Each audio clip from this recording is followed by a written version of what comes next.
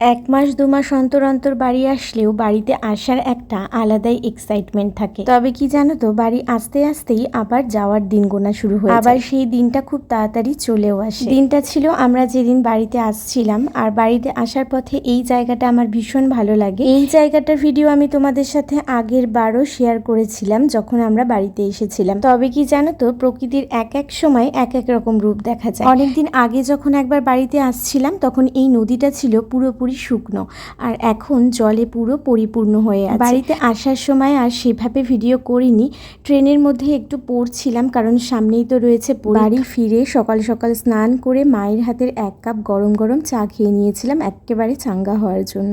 আর মায়ের হাতের দুধ চাটা খুব সুন্দর হয়। আমাদের পাড়ার অনেক অনুষ্ঠানে এক সময় ছিল যে মাকে চা করার জন্য নিয়ে যাওয়া হতো। এদিকে দুপুরবেলায় মা আর বৌদি মিলে অনেক কিছু রান্না করেছিল। আমাদের ওখানে যেহেতু খুব একটা জ্যান্ত মাছ আমরা পাই না, সেই জন্য সেদিন রান্না হয়েছিল কই মাছ। পাতলা করে ঝোলটা করেছিল। ক্যামেরাতে ঝোলের কালারটা অনেকটাই ডার্ক লাগছে, তো যাই হোক। তার সঙ্গে ছিল চাল কুমড়ো, চিংড়ি মাছ দিয়ে মা চাল কুমড়োটাকে করেছিল। সঙ্গে ছিল চাল কুমড়োর খোসা ভাজাও।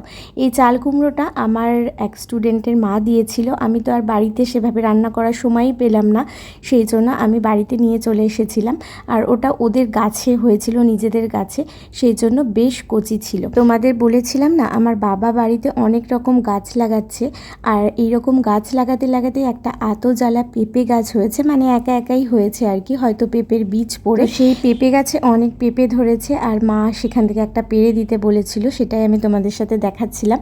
পরের দিন এসেছিলাম বিএড কলেজে, আর এখানে আমার একটা কাজ ছিল, আমি এখান থেকে বিএড করেছি আমাদের কলেজ, তো সেই জন্য এসেছিলাম।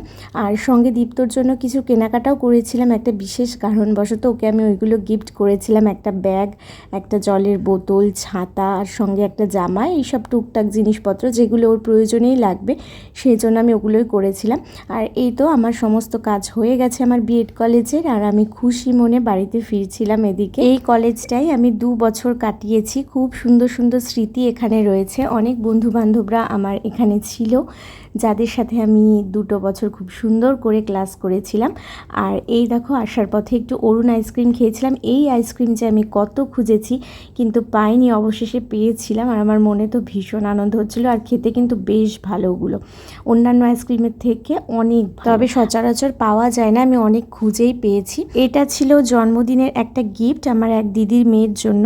তো কেমন হয়েছে গিফটটা জানাতে কিন্তু ভুলো না।